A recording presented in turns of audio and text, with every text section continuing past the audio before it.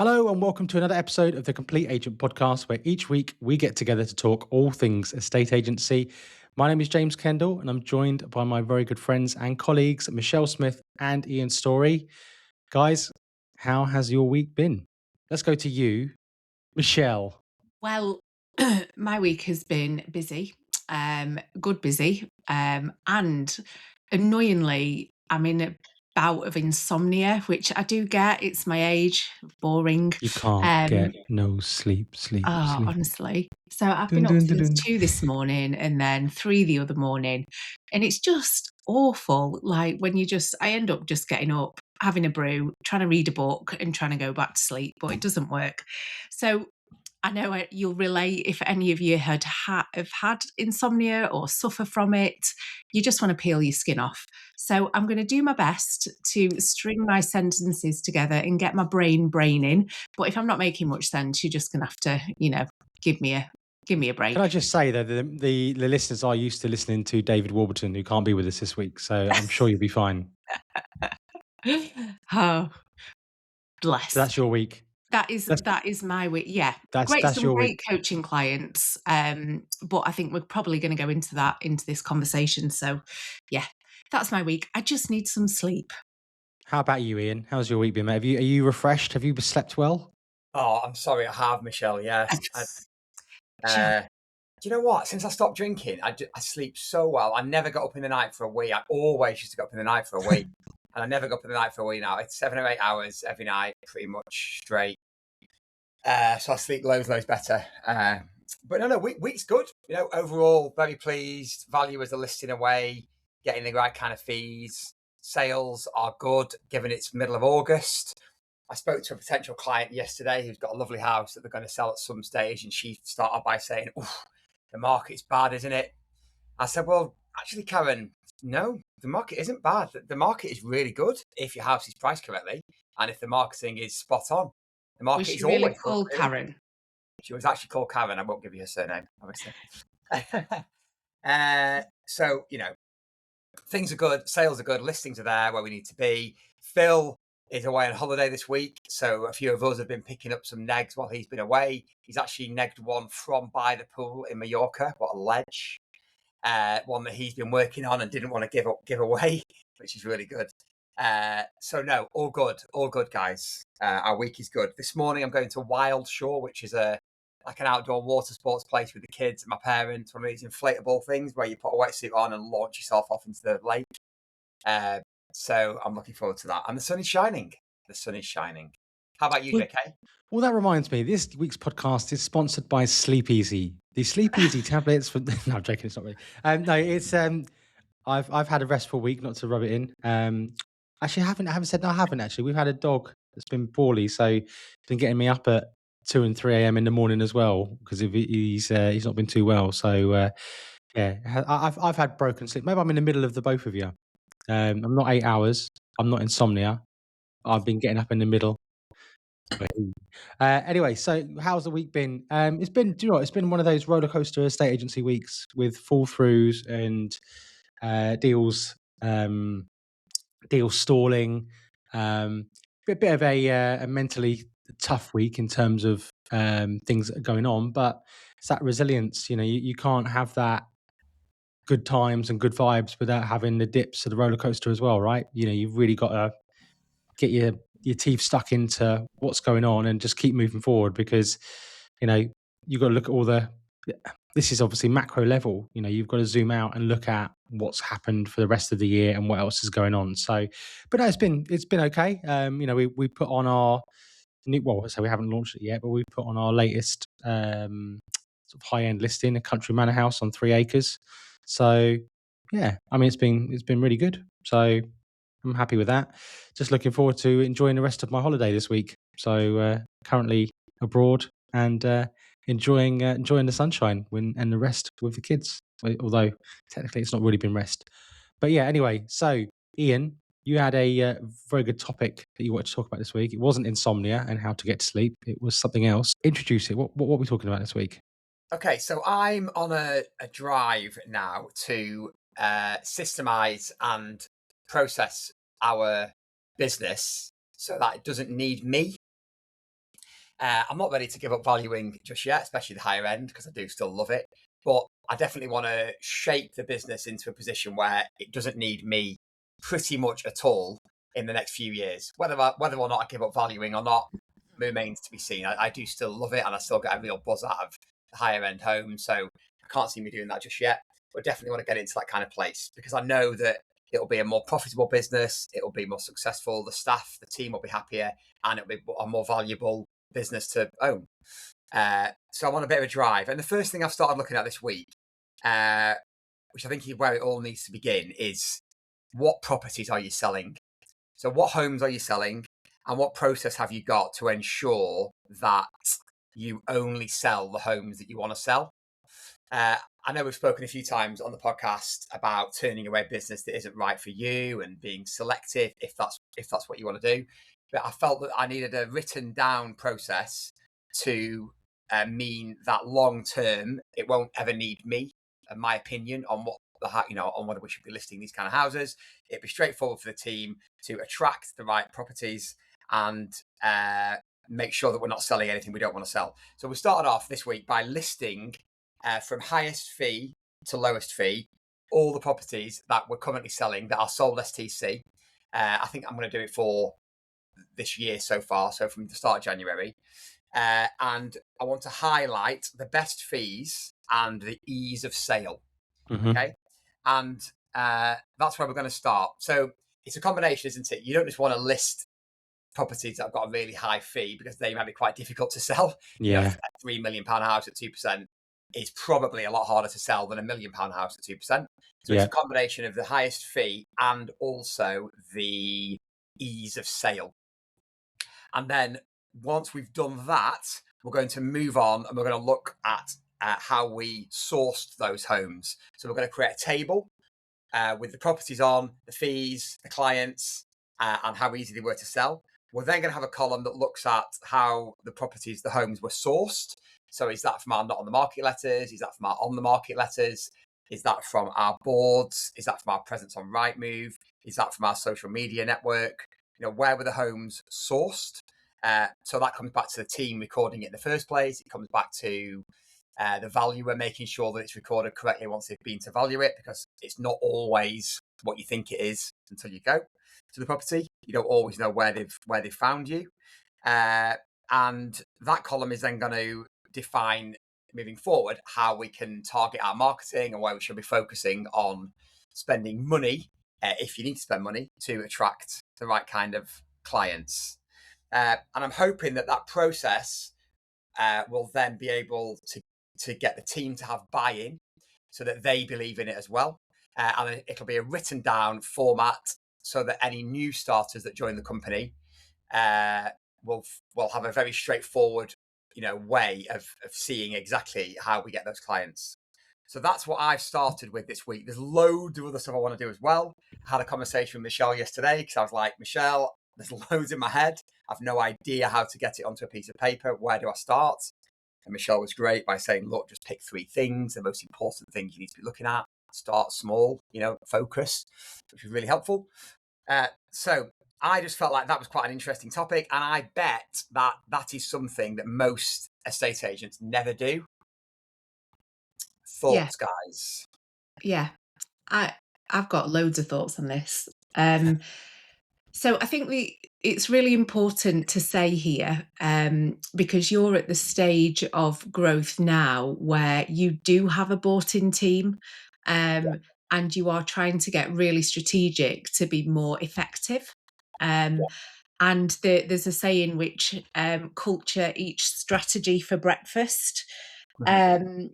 And unless you've got your culture right, you can be as strategic as you want, but it's going to be 10 times harder than if you've not already got the right culture, the right people in the right seats, and a very clear vision and kind of aligned business goals. So this is like the next step up. So this is kind of setting a standard that can replicate without you being there. Not that you're not going to be there, but that actually is what it's for. And it's putting the scaffolding in place to allow that to happen. One thing I also want to say, I had conversation with some clients last week, and they have processes and they're in a folder, and the staff don't follow the processes. Which not just in a estate agency, I see it time and time again when I've worked with other businesses in other industries as well.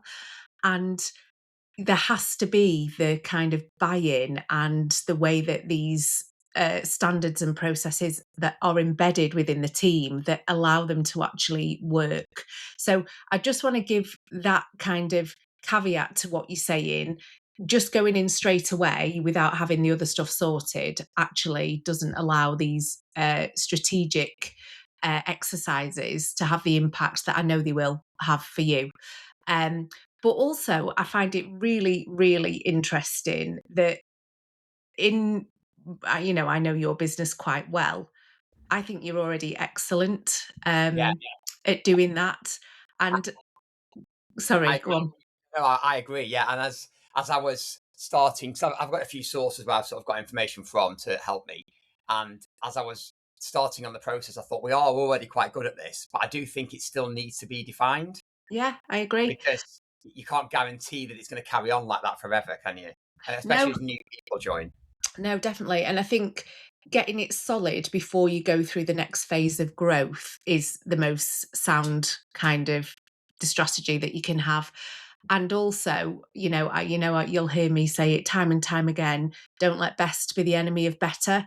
Just because you're good at something doesn't mean that you'll have impact on your business growth by becoming even better. So yeah, I love that you're doing this. And I think the thing that people can take away from it is,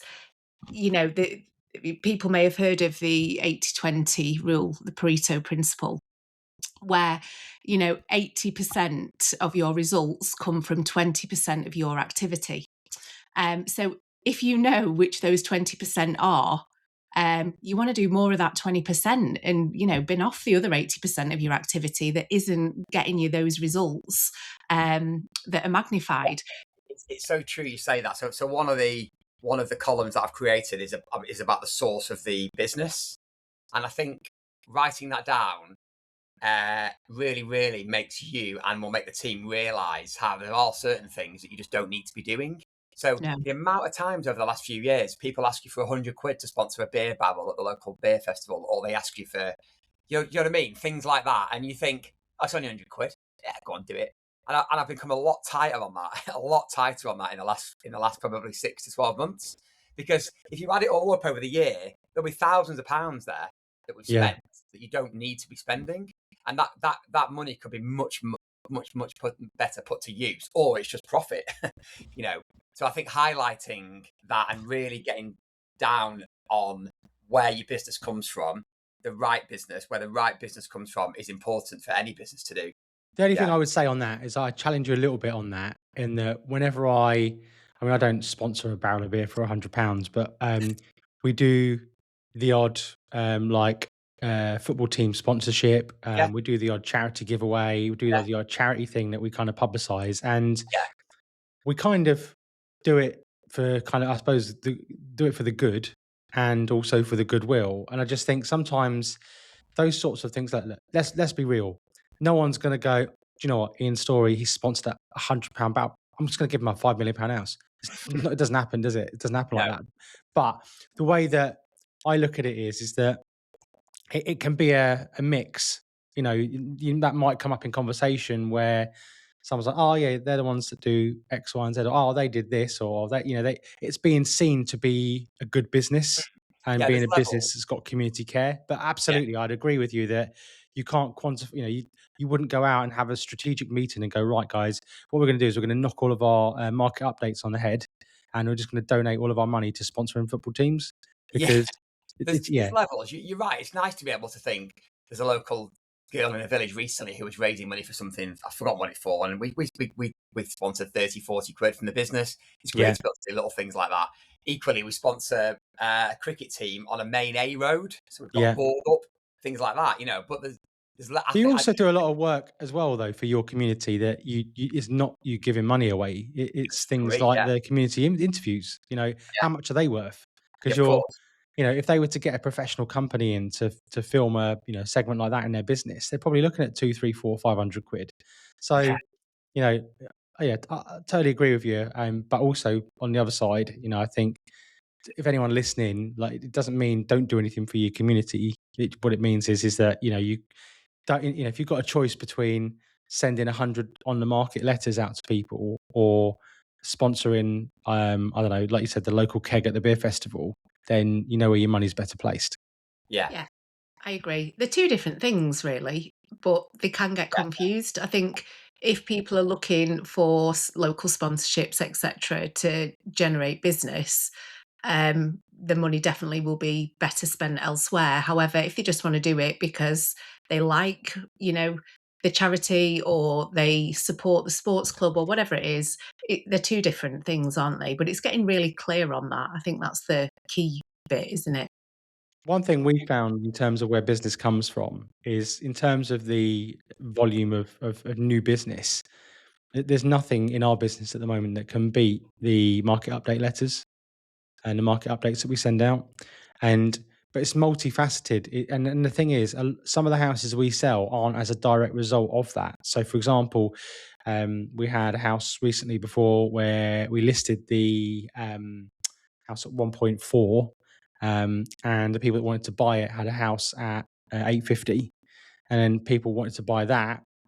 So basically, we got it off off the market update. They instructed us. Someone viewed it with a house to sell at 800. We ended up selling their house at 800. So it's not a direct result of that letter going through their door, but it's a direct result of that instruction that came from a letter through the door. And then the 800 house came on the market, and somebody else with a 600 house that wanted to upsize to it came on. So what I find we're really good at is spinning the business and asking for the business. So if somebody has a local house to sell and then inquire, we're very good at getting through the door and signing it up. But that's a really nice way of, the market updates where it starts. So you kind of get the top aspirational property. Then the person in kind of that sort of mid to upper end of the market wants to buy the aspirational property. Then you get the person maybe in the sort of, lower premium end at sort of 500-600 that then wants to buy that next step up. And we've just found that the market updates for that that's been doing that for about 6 years now. And that's really sort of transformed our business. And if we look at where our revenue has gone over the last 5-6 years, it's consistently gone up. Absolutely. I love that, though. That's proper estate agency, isn't it? Yeah. You just get one little chink, one little in, and then how much business can you create from that one little in? Yeah. And if you're not doing that, then, like you say, that's one of the fundamentals of a estate agency, isn't it?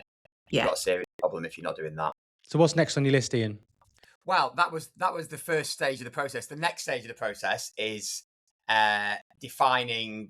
I want to define what our sort of main business goal is, our main sort of driver. So is that selling really nice houses? Is it giving amazing service to clients? What's the main? That's the number one thing that we want the team to have in their minds. Yeah. So that's what we're going to come on to. When and I'm going to discuss it with the team. And I'm not sure if it's going to be the service or is it going to be being known for selling the nice friend homes. But what do we really want to be known for? I think that just discussing it out loud while you just put it out into the universe. I think in my mind it one kind of almost looks after another. So if you become known for the service, then I think the people that will value service are the people that live in the high end and aspirational homes.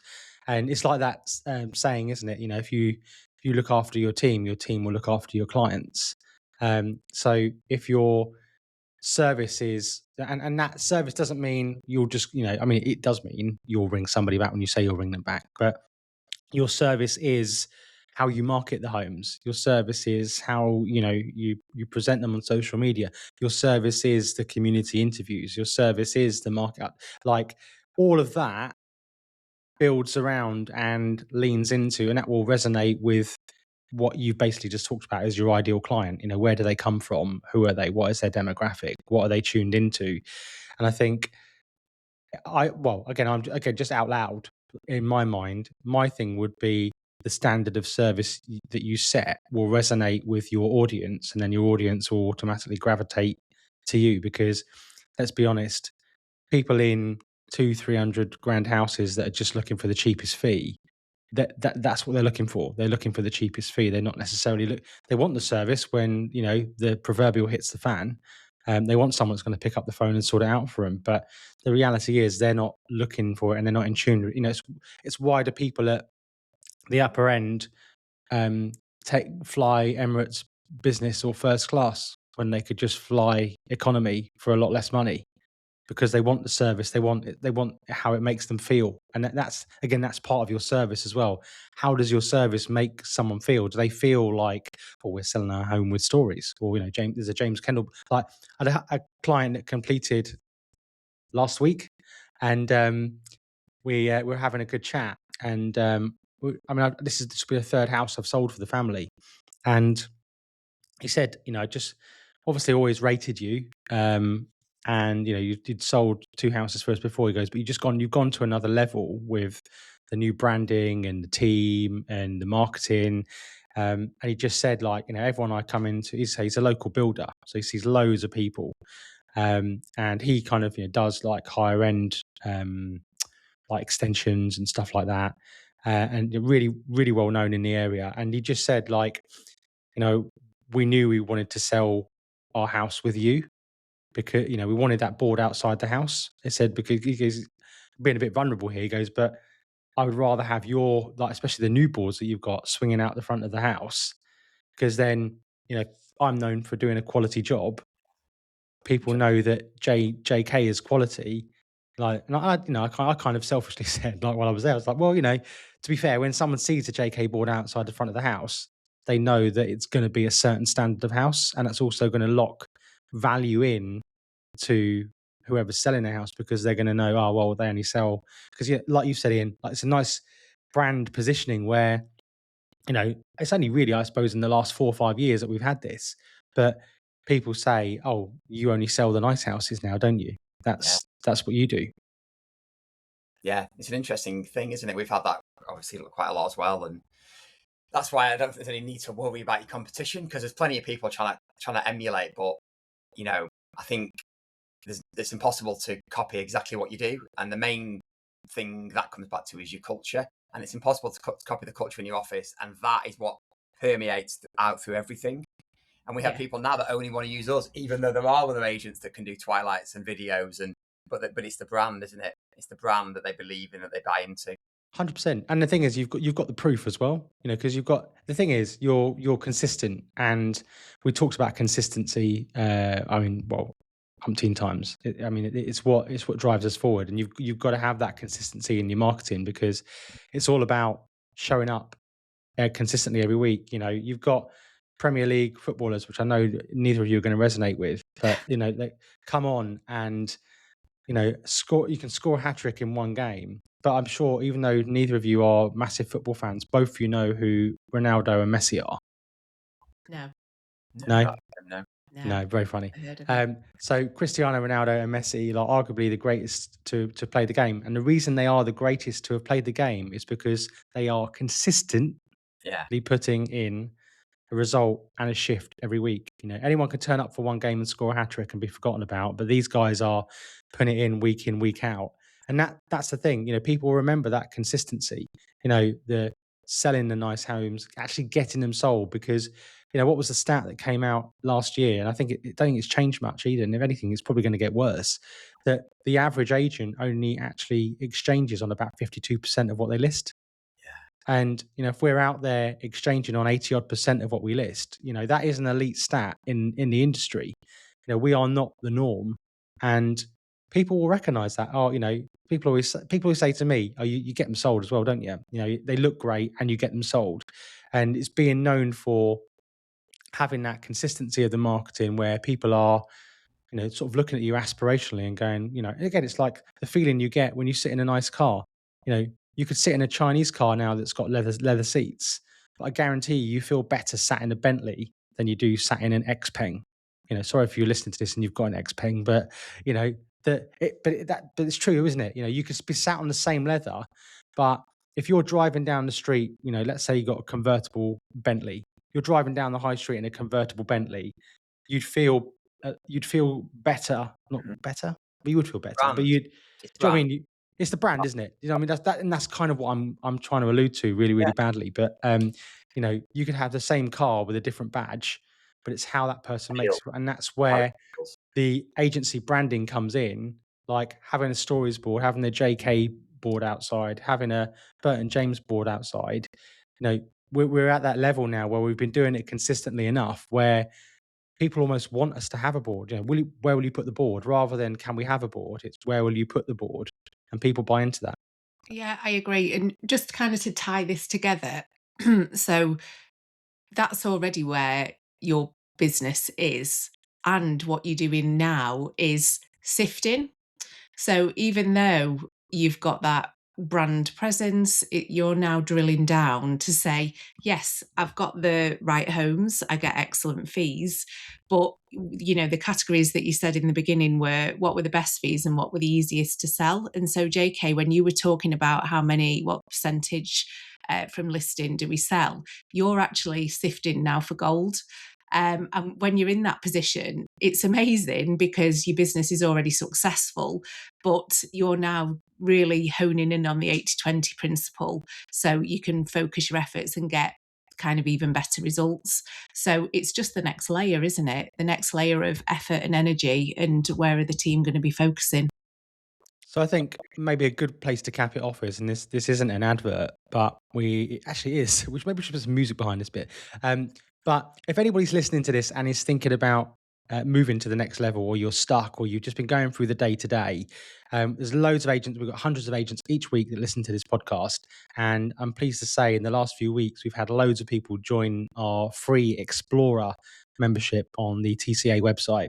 And it's a really good place to start on the portal. So if you're intrigued about dipping your toe in the water as to what TCA is and how it can elevate you to the next level, then jump onto thecompleteagent.co.uk and just try the Explorer membership and see what you can see on the portal there, because there's loads more in the paid membership.